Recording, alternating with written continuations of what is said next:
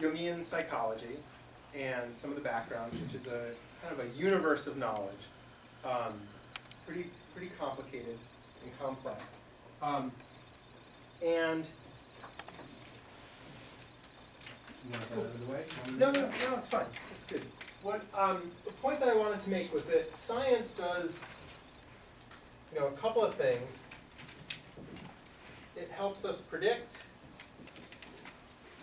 and test, and it helps us explain.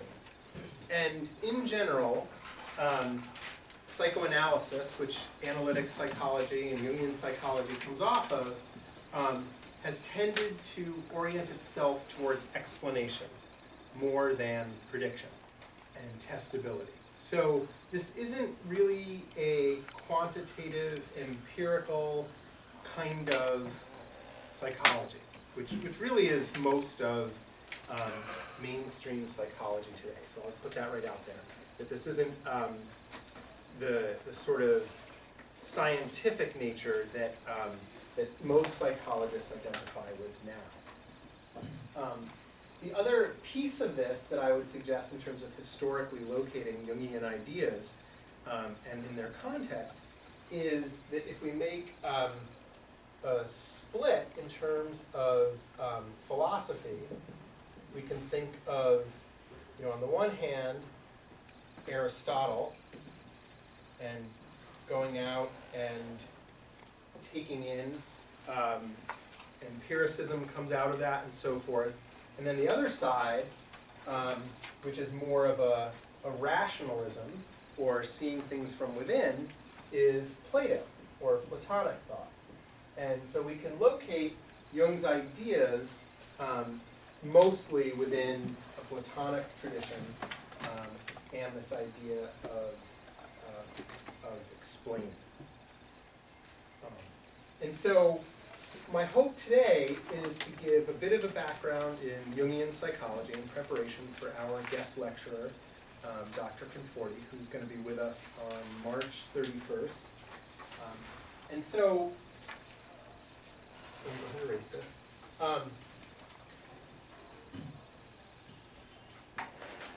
Jung was a neo-Freudian.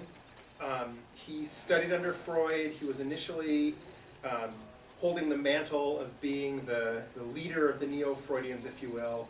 Freud thought that Jung was possibly his most intelligent disciple, and also he had this hope that it would be going beyond what had sometimes been called the Jewish science, and Jung was not Jewish. In fact, he came from a long line of ministers. But Jung broke with Freud, although he incorporated many of his ideas. And the most informing idea for this discussion today, and perhaps what many would interpret as his most bizarre idea, but how he explained a lot of disparate phenomena, is this idea of the collective unconscious. And so the collective unconscious is essentially a trove of repressed material, if you will, of all of human experience. And so it is, as odd as it sounds, it's not intrapersonal, it's not repressed material of one individual, it's essentially repressed material of a species. And so it's an interpersonal construct. The collective unconscious then influences us all and gives rise to archetypes. And archetypes are essentially the language of the collective unconscious, or the bones of our collective experiences. How does this play out? Well, what Jung thought was that certain kinds of patterns and ideas emerge in cultures that he thought had no contact with each other. So, for instance, there are pyramids from one time period in Egypt and pyramids in South America from another time period. And he, at that time, thought that, that those two cultures had never actually interacted. And so he thought that the rise of those two similar kinds of symbols in very disparate cultures were an expression of an archetype. And Jung thought that one of the reasons why there are kind of universal constructs, if you will, to stories or to literature, even though they happen at different times and places, are these archetypes. So one archetype, for instance, is the hero. And heroes tend to follow a similar theme regardless of the cultural context. There may be some variation, but a hero is generally someone who finds himself, although some hero stories have something special about the birth. Jung points out that they may have some sort of special light and some sort of special attendance at their birth, but then they develop with normalcy or thinking that they're normal. At some point they have some sort of calling to a task. This may be brought on by some sort of situation or some sort of special messenger or some sort of problem that their culture faces. They then go and struggle with this task, do battle, if you will, and with the help, generally, of some sort of talisman or magical object and some sort of helper, struggle and then overcome, and then come back to their culture with some sort of wisdom and ready to help others. And so if we think about sort of the multitude of stories across humanity, that's generally a hero. And you can find that in all of the major world religions, as well as lots and lots of literature, songs, poetry, and so on and so forth. Another archetype that Jung talked about is a circle. And so a circle is essentially a completion. So when we have a circle, we can think about, say, a wedding ring. The symbolism there is that that the individual is now complete. And Jung also was very interested in religion and religions. And he thought that if you looked at a lot of religious symbols, that most religions eventually come up with essentially a modified circle as some of their major icons. So another example of this is that in Christianity we have a cross, in Judaism the Star of David, in Buddhism like a mandala, and each lends itself to being cast as or involving a circle, and thus bringing completion.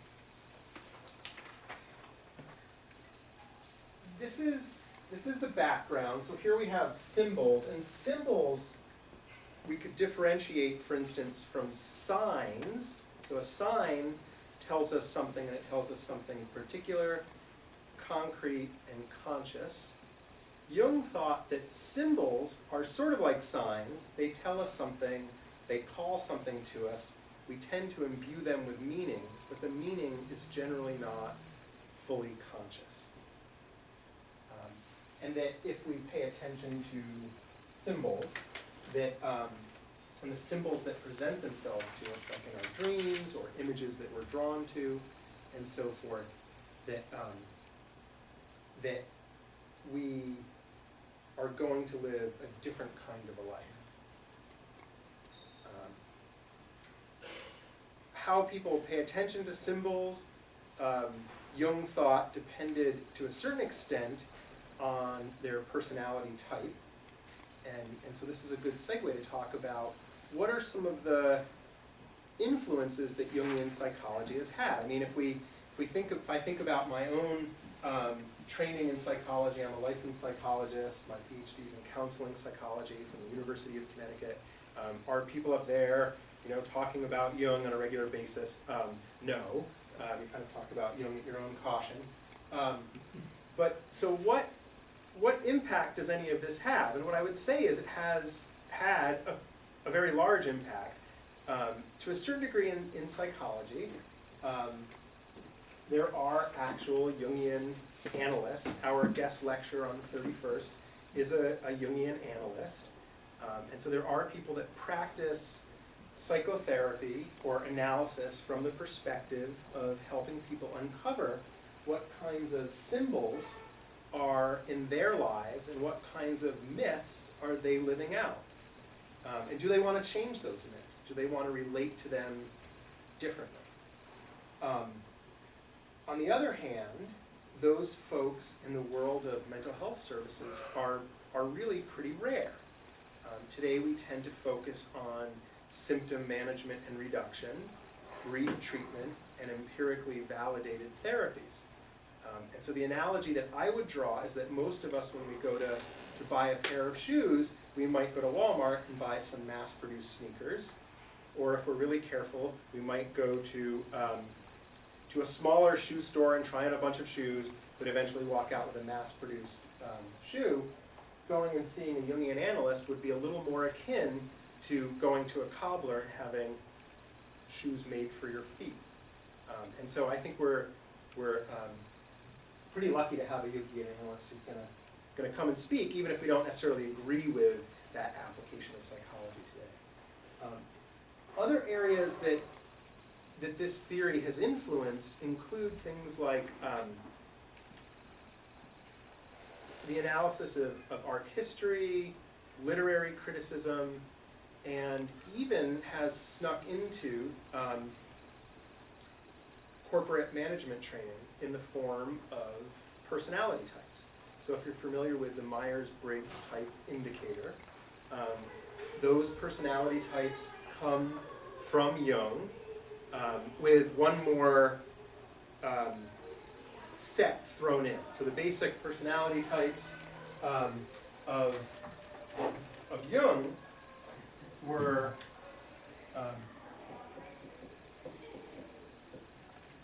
introversion, extroversion,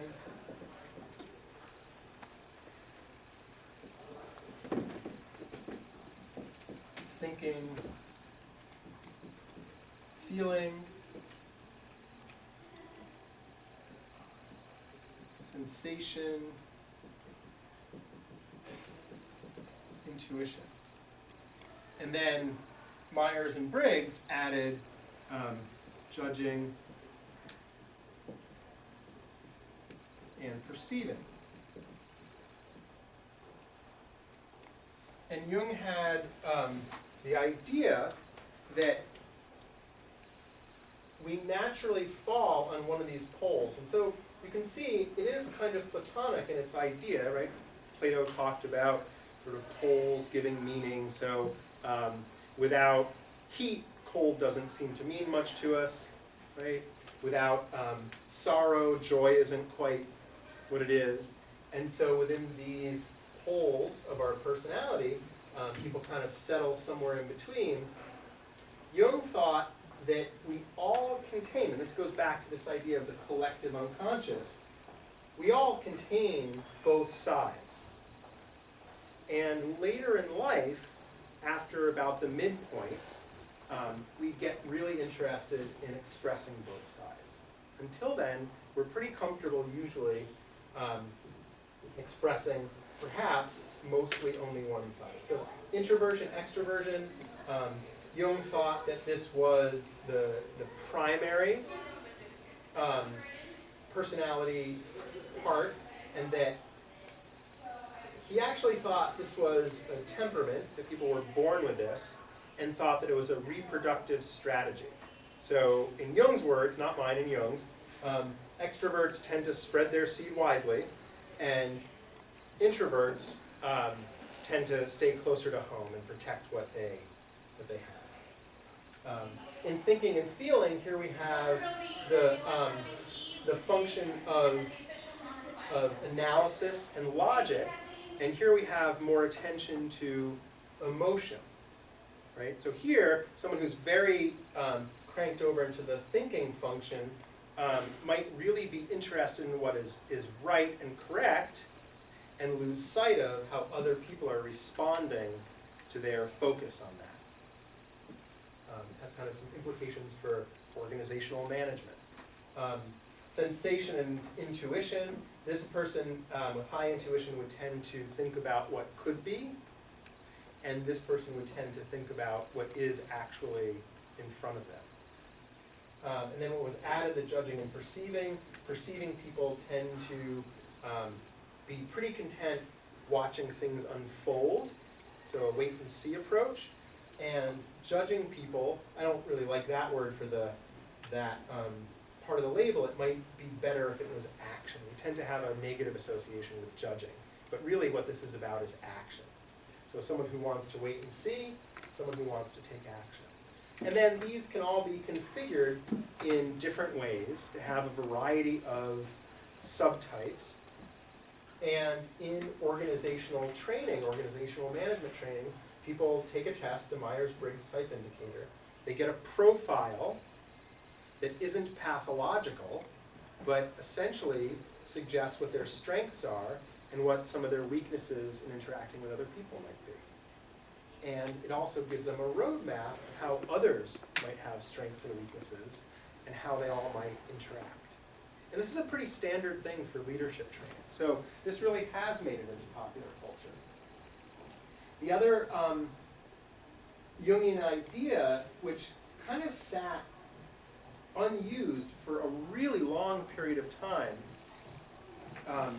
is the idea of timing people's responses to given stimuli. So when Jung was early in his career, he got really interested in, briefly, in forensics, and he developed a test where he timed people's responses. And so he would ask them to free associate, basically, to a stimulus, and if they were a suspect in a crime, let's say, that had involved like a knife, right? And he would ask people to free associate to all of these unrelated terms to the crime scene, and then throw in the word knife in the middle of it, and the idea would be that the person would have to screen their response to not give away their guilt, and it would take them longer. And now we have what's called an implicit association test, which is a modern social psychology tool, which has led us to be able to study stereotyping. And so the idea is that if you show people positive and negative stereotypes and ask them to make connections, we can figure out when people are screening their responses. So a lot of stereotypes are socially undesirable. People will say, I don't hold these stereotypes, but then implicit association tests have told us people do. And even, what it's indicated to us as well is that even people within social groups hold negative stereotypes about those groups. So some of his ideas do continue to live on, though he doesn't always get a lot of credit. The other area that Jung has had a huge influence in is in film. And our guest speaker on the 31st is going to speak to that a little bit in a movie that I must confess I haven't seen yet, but I plan to see before the 31st, and I will show a clip of his. And that's on the movie Moonstruck. Now, has anyone seen Moonstruck? An older movie? Yes? Yeah. It's an interesting movie. Right? Yeah. What's that? Cher. It's Cher, and it's a love story. Yeah. One is a baker, right? Yeah, it's, Set in Brooklyn or something? yeah, In the city, yeah. Yeah. And I don't know if it's available on Years ago. Netflix or not. Yeah, it's an older, Probably it's an older pretty- movie. yeah, It must be 20 years old, I think. at Yeah. least. Yeah. 30 maybe. Oh my God. Yeah, it's a pretty old movie. And so we're gonna hear about that. I'm just gonna shut the door so that you can hear a little better. And so what I want to do though is I want to show some clips. You're not having to listen to me speak all morning or all afternoon. And talk about some of the ways that Jungian psychology has influenced things. Sometimes maybe indirectly, like Jung's idea would be that we are playing out myths, even when we're unaware of them. So we are unconscious of the kinds of myths that we are embroiled in. And sometimes it's helpful for people to stop and realize, for instance, I'm involved in a personal struggle that many other people have been involved in before. And that can really be a validating experience for people. It also may be that when we hear a story or we see a story that we're really drawn to, that really makes sense to us, what's happening is a lot of archetypes have been activated for us. And if we see a story that just doesn't seem to cut it, it doesn't have much substance, it hasn't really based itself firmly in our species mythology. It isn't actually related to the kinds of struggles that humans have. Other times people go out of their way to submerge their entertainment in myth. And so one example, I wouldn't consider myself a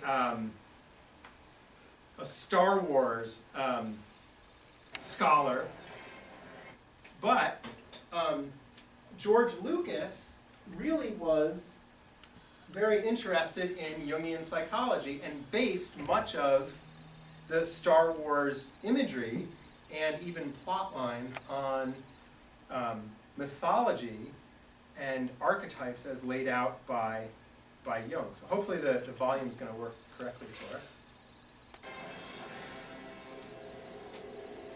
Pretty famous scene.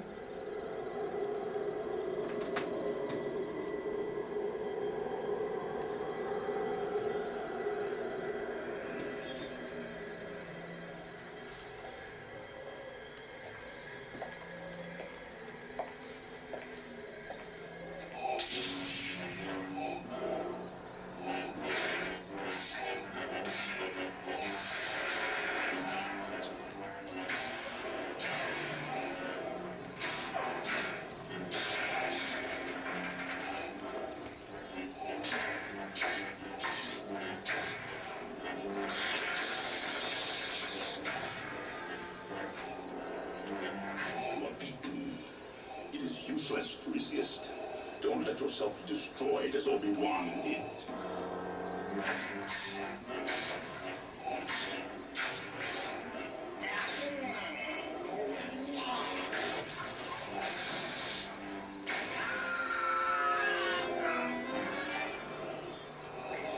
There is no escape. Don't make me destroy you. Luke. You do not yet realize your importance. You have only begun to discover your power. Join me, and I will complete your training. With our combined strength, we can end this destructive conflict and bring order to the galaxy. I'll never join you! If you only knew the power of the dark side. Obi-Wan never told you what happened to your father. He told me enough.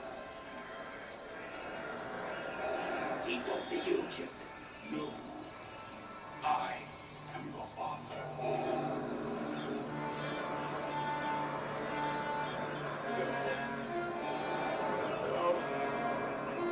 That's not true. That's impossible. Search your feelings. You know it to be true.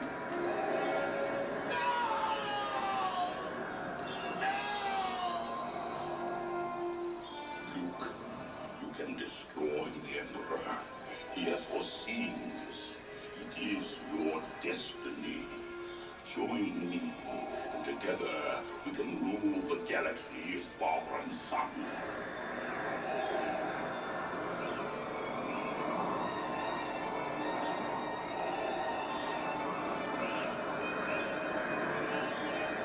Come with me. It is the only way.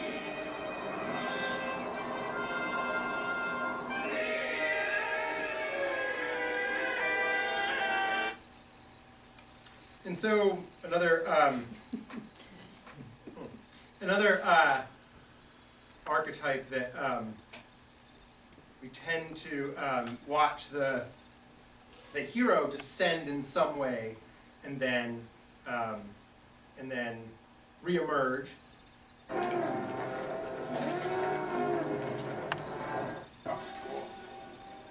you'll die. This is after this now. Can stop that now. Just for once. Let me look on you with my own eyes.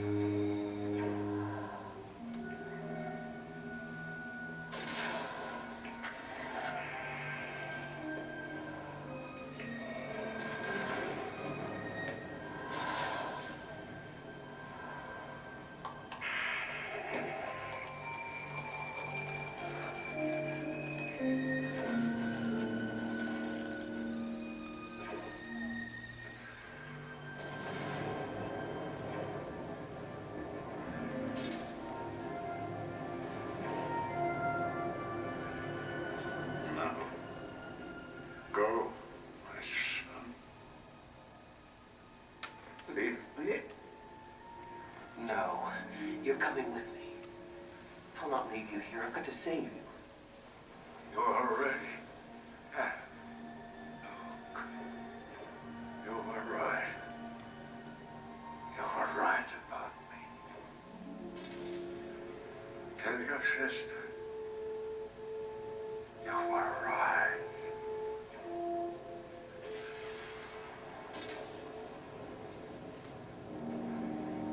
Father.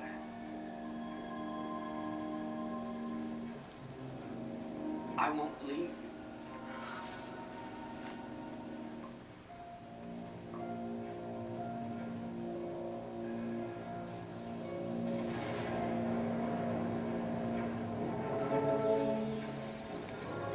And then of course he dies.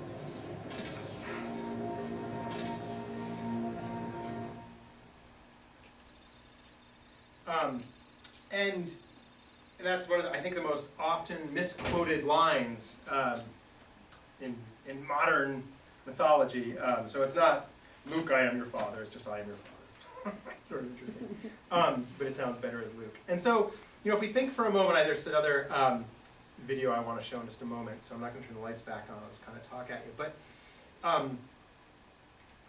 throughout Star Wars, there's this ongoing, essentially, parade of these archetypes and symbols, which people understand and which are kind of a repeat of other sorts of myths. So if we think of the father-son struggle and the overcoming of the father and the lack of knowledge of birth in relationship to the father, you know, certainly Jung's intellectual father, Freud, was pretty obsessed with that in the Oedipal complex. We can think about the Greek gods also, where there's this ongoing struggle between father and son. And so people are able to analyze modern stories through the lens of kind of a timeless understanding of the sorts of things that people struggle with. And Jung thought that that timeless struggle is essentially based in that transpersonal, the collective unconscious. Modern anthropologists would suggest to us that there was actually more interaction between cultures than Jung realized in the formulation of his theories. So I want to show two more clips, at least a piece of this clip involving Back to the Future, and so I don't know if this is actually a very accurate rendition of some of the ways that myth influenced Back to the Future or not, but I thought I'd show it as an example of how people can really use these ideas to apply, or you might decide over-apply, the study of myth and symbols to modern storytelling. This is Back to the Future. Is depression more than sadness? That was an F. Imprisoned in the underworld by his sons Zeus and Hades, none are prepared for the wrath of Cronus. Father of the gods, King of the Titans, Destroyer of the universe. Once betrayed by his children, Cronus returns for his revenge. When the Titan King rises, the world will end.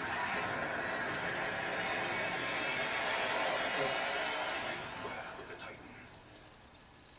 In Greek mythology, Cronus is the god of time. He once ruled the universe until it was stolen from him by Zeus. Christopher Lloyd is our Zeus resonator, and he battles Cronus' clock tower in the synchronistic epic Back to the Future. The Greeks' story said that Cronus was defeated by Zeus by way of his lightning bolt. Christopher Lloyd kills the clock tower with a lightning bolt, and since Cronus was the god of time, or the titan of time, it seems fitting that he would be represented by a gigantic, inanimate, but still antagonistic clock tower. Cronus was also a god who embodied limitation, darkness, death, and the color black. He was almost always depicted carrying a Sith, which is why his modern-day adaptation, the Grim Reaper, Death, also carries the Sith. The theme of escaping death is exemplified by the construction of a time machine, which is why Lloyd builds one, because Lloyd is Zeus, and Back to the Future is the story of how Zeus defeated the god of time, limitation, darkness, and death, Cronus. Cronus was the leader of the Titans, and his death marked the end of their reign over the universe, which humanity still celebrates to this day by lighting a gigantic torch, the Olympic torch, which honors the victory of the Olympian gods and their rise to power in the cosmos. This is why the leader of the Olympian gods, Zeus, lights a gigantic torch immediately after symbolically killing the leader of the Titans, Cronus, which signified the victory of the Olympian gods. Today, we also celebrate Zeus's victory by the running of the torch, which Christopher Zeus Lloyd also does, immediately after killing Cronus. Take a look at the strange nature in which Christopher Lloyd blazes down this trail of fire. He is clearly running as if symbolically gripping and hoisting something in his hand. His arm is not only awkwardly raised, but his hand is cupped and held in a position that defies all logic, unless you take into account that he is acting out the Olympic torch run, if only subconsciously, which makes perfect sense since he is running down a trail of fire. These two acts, the lighting of a gigantic torch at the Temple of Hera and the subsequent running of the torch, are still and were always performed in honor of Zeus's victory over Cronus. So is it only a coincidence that Christopher Zeus Lloyd performs these acts immediately after striking down a giant clock with a bolt of lightning, while simultaneously transcending humanity's most insurmountable limitations, those of being trapped in time? Is this a reenactment of the Olympic ceremonies and the Olympian mythology of the rise of the Olympian gods? After a closer look, you will see that it clearly is. According to the Greek myth, Zeus is not alone during the battle. He had the help of his two brothers, Poseidon and Hades. Zeus is the personification of the planet Jupiter, Cronus the personification of Saturn, while Hades is the personification of the planet Pluto. If this is truly a reenactment of the Olympian rise to power, then we should find both Hades and Poseidon present at the scene. Luckily, Hades is so clearly represented by Marty McFly that it is almost laughable. We learn that Universal Studios head Sig Sheinberg advocated a replacement of the title Back to the Future with Spaceman from Pluto, referring to Marty McFly, who was even supposed to state the line, "I am a spaceman from Pluto," which would have overtly stated his Hades-Pluto synchromistic entrainment. In this scene, Marty McFly is identified as a godlike alien supremacy from, of course, Pluto.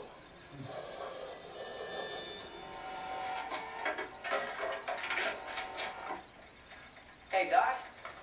Then there's the introduction of Marty McFly, where for the first time ever he enters into frame to garner first impressions from an estranged audience, only to draw the audience's attention directly to the element plutonium, which is directly named after the planet Pluto. He is introducing himself, not just as Marty McFly, but as an earthly personification of the planet Pluto, and thus the god Hades. Each of the three brothers had a special weapon which they used during the battle against the god of time, Cronus. Zeus had his lightning bolt, Poseidon had his trident, Hades had his helm of darkness, which made him invisible. In the second film, Marty becomes the Invisible Man, wearing a black hat and an all-black disguise in an attempt to be unseen, which he achieves for a large portion of the film, whereby he walks about in broad daylight and plain sight but is never spotted. Invisibility is his power. Marty is also the only character in the entire trilogy to ever actually turn somewhat invisible. Thus we have the two brothers, Zeus and Hades, fighting against Cronus' clock tower. The scene has come together quite nicely. If only we could find the last piece of the puzzle, the third brother, Poseidon, somewhere. This scene happens moments before the clock tower fight scene. Hades is doing his invisible thing, and there he is. The last piece of the Olympian god puzzle falls solidly into place, and our Olympian trio materializes, ready for a reenactment of the transition from the age of Saturn, Cronus, to the age of Zeus, Jupiter. In the midst of the battle, we are hit with a remarkable sync event. This exploding clock is followed up instantaneously by the flashing of the commonly associated alternative name of Cronus Saturn, L. Watch as Cronus announces his presence with the exploding clock, and then the flashing of his name across the screen, roaring through the very fabric of the film to identify himself as the deity associated with all the time travel, clock tower madness. This ritual represents the end of the reign of Saturn, which is why it takes place late at night on Saturday, the end of the day of Saturday, the end of the day of Saturn. Next Saturday night, we're sending you back to the future. Okay, all right. Saturday's good. Saturday's good. Jupiter is the astrological ruler of the zodiac signs 12, Pisces. Okay, we're gonna stop there on that one. So you get the idea. Either That's either it amazing. makes sense or Like freaked out. Yeah. Yeah. That was pretty, it's a little paranoid. One of the two. Right? So we can see you could potentially get a little carried away with that. But at any rate, people have, Jungians have been making sense of our modern myths for quite some time doing that. I want to show a brief clip of, this is Dr. Conforti, who's going to come and speak with us. And this is a trailer about his talk on Moonstruck.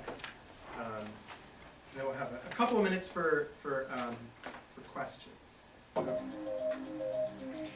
Yeah, so we talk about where do we see examples of anima animus in films? Well, one movie I love, not only because it's being Italian, but is Moonstruck. I think it's a fun movie, it's deeply meaningful. The story is a beautiful telling of the redemption of the feminine. The redemption, and Von Franz talked about it most beautifully, I think, redemption. She said redemption is not about Catholicism and religion, it's about the breaking of a spell. You see in it in the beginning, Cher, playing Loretta, her spirit is just inundated by the family. And you could say that she's taken over by the devouring parental archetype. No, bad luck. Your mother and I were married 52 years. Nobody died. You were married, what, 2 years? Somebody's dead.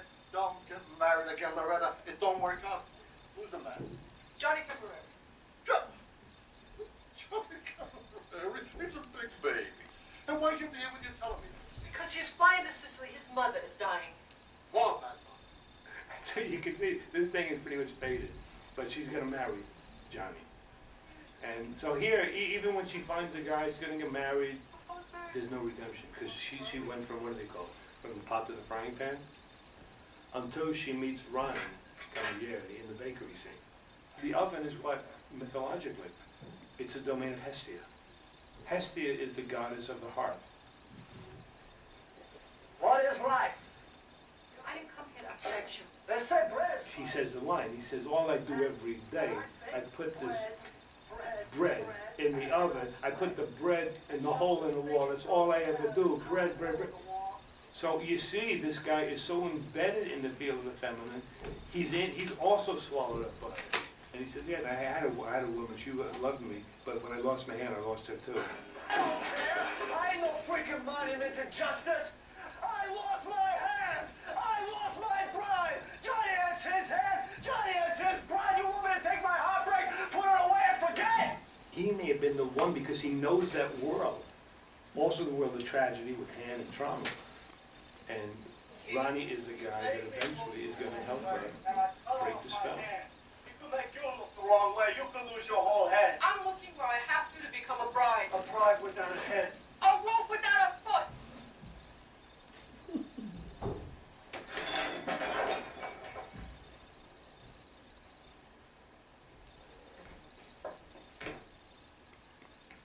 And then you can see the spell is breaking. Where are you taking me? To the bed. So young. Okay, I don't care. I don't care. Take me. It's not about two people. It's about two spirits coming together. It's a coming together of two forces that both have been so oppressed, but both are so starving for life and vitality that desperately need each other. And there is a piece of redemption freeing that's occurring in both their hearts and souls.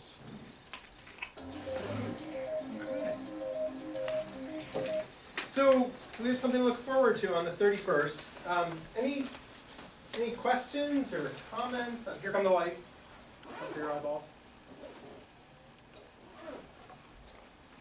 Are you saying that Back to the Future was not explicitly made with these Jungian notions in mind? I mean, That it was or was not? yes, I mean, it had to be, there's Or- no way that was all, right? I mean, who wrote it and made the film are, They were wanting to do that. yeah, I mean, it's explicit if subliminal. Right. I don't honestly know. So I was trolling around on the internet looking for, appropriate YouTube videos for this, and I ran across that. I always liked Back to the Future. Yeah. It sort of grabbed me. And it's one of those movies where it surprised me that I liked it. Like it's not my usual kind of movie, and I sort of wondered, and then I saw that and I felt like, well, maybe, I don't know, maybe there's something to it. Do you know, I just last weekend I took my car in to be fixed and was waiting, and it was on the TV, and I was watching it for the first time in years, and I was actually amused. I was totally enjoying it, and I was like shocked how funny I thought it was. And it's just ironic the timing. And what was really interesting about that video clip, right, is, okay, so you get the clock, and, I'm with them to that point, but when the EL, Yeah, some of you're those things have to thinking, be did deliberate. somebody make that conscious Right, decision? that's my question.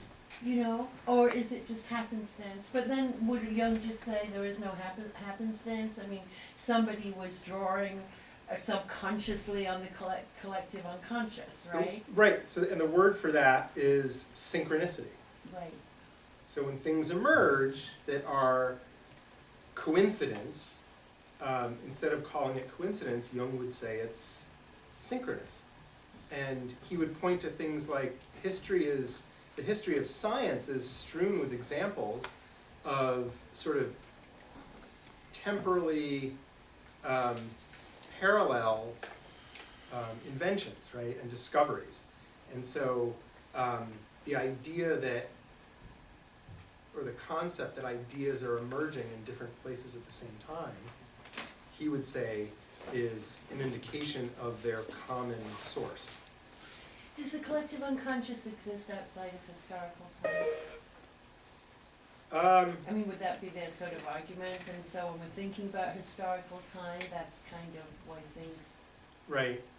You know, I don't know,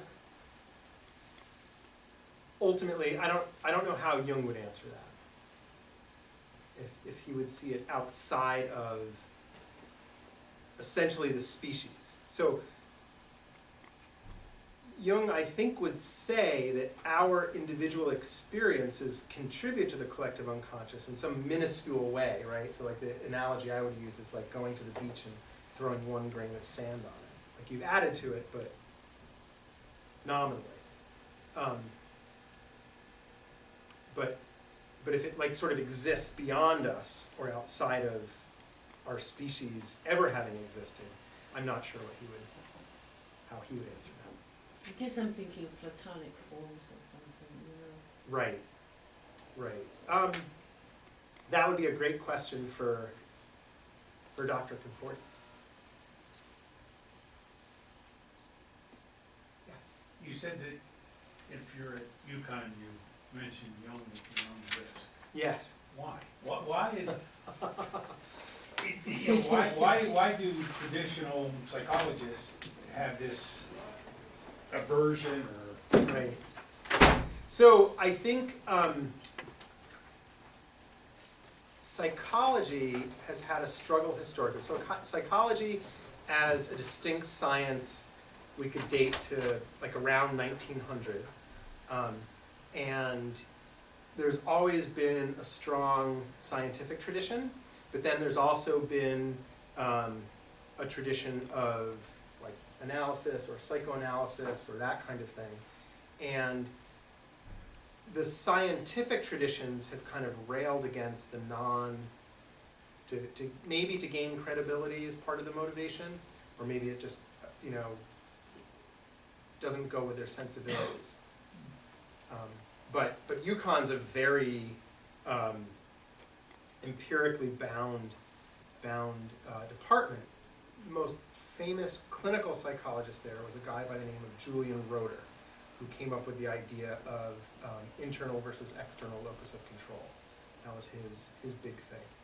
And he famously said in one of his seminars, well, if you want an attic full of bad art, then go become a Jungian.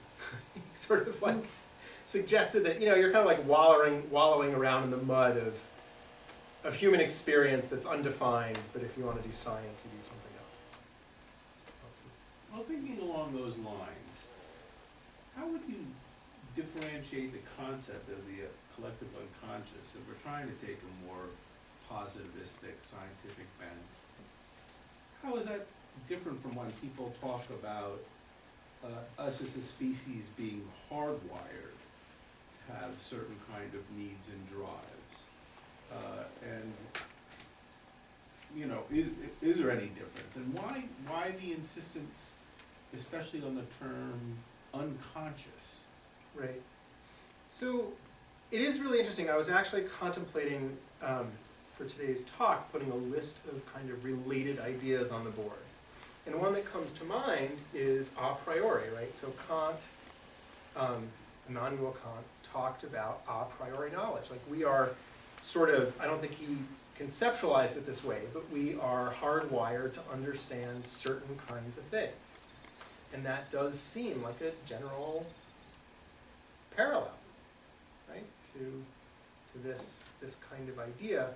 And Jung thought there was kind of a repository of the collective unconscious, this was a little bit mystical, that people couldn't access. And if you did get too close to it, you'd kind of get burned. It's almost like a religious idea of getting too close to the source, so to speak. And that humans can't tolerate that. But we make these archetypes conscious by examining the kinds of symbols that we're drawn to and we use. So they don't have to stay entirely unconscious. But there's this element of it that is. Yeah.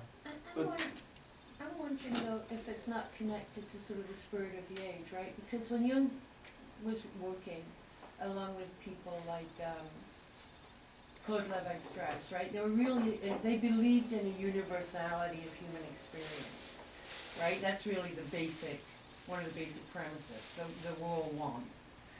But if you look at sort of what started happening post-Second World War, we shift into the many, right? We have multiple. Identity politics, for example, I think is one place to go, right? This idea that we are essentially different from one another based on certain criteria. I'm wondering if it's just not a kind of interest, like many things are connected to a sort of larger focus, right? So Jung's ideas were part and parcel of an intellectual move that really was heavily invested in this idea of we have a universal human experience.